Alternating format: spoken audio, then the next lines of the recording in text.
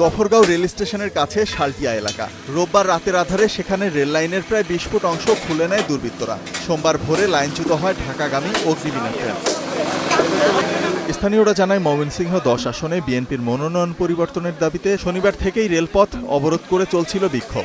পরদিন ঘটল নাশকতা। তাই জনমনে উঠেছে নানা প্রশ্ন। একটা জয়েন্টের মধ্যে 4টা নাট থাকার দরকার, সেই জায়গার মধ্যে 2টা নাট বা 3টা নাটে চলতেছে এবং সেগুলি নড়াচড়া করে, টাইট দেওয়া যায় না। সবার জন্য এটা কষ্ট ভাই, আমরা এগুলো চাই না, বুঝছেন না। আমরা চাই শান্তশিষ্ট সুন্দর পরিবেশ চাই আর কি। এটাই আইন শৃঙ্খলা বাহিনীর কাছে অবশ্যই একটা আবদার জানাবো, যাতে আমরা শান্তিপূর্ণভাবে সুষ্ঠু একটা নির্বাচনে অংশগ্রহণ করতে পারি। আর এই ধরনের নাশকতা আমরা কোনোভাবেই চাই না। দুর্ঘটনায় কেউ হতাহত না হলে বন্ধ হয়ে যায় ঢাকা ময়মনসিংহ রেল যোগাযোগ। বিভিন্ন স্টেশনে আটকা পড়ে ট্রেন। চরম দুর্ভোগে পড়েন জামালপুরের যাত্রীরা। ছোটখাটো একটা জব করি, ছুটির লাস্ট ডেট আজকে, কারণ আজকে আমার যেতেই হবে।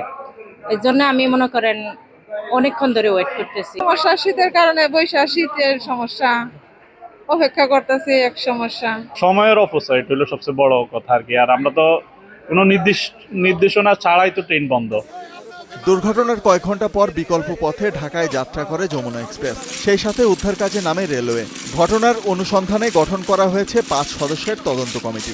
প্রায় 22 ফিট লম্বা একটা রেল, এখানে দুই পাশের ফিশ প্লেট খুলে এটা দূরে রেখে দিয়েছিল, যার ফলে অগ্নিবীণা এক্সপ্রেসের ইঞ্জিন সহ 2টা বগির ডিরেল হয়। 5 সদস্য বিশিষ্ট একটি তদন্ত কমিটি হয়েছে। এটা উদ্ধার কাজ শেষ হওয়ার পরে তদন্ত কমিটি তাদের কার্যক্রম গ্রহণ শুরু করবে। দুর্ঘটনার প্রায় 12 ঘন্টা পর স্বাভাবিক হয় ট্রেন চলাচল। ঢাকা ময়মনসিংহ রুটে প্রতিদিন অন্তত 7টি আন্তনগর ট্রেন চলাচল করে। শোভন মাহমুদ খান, স্টার নিউজ।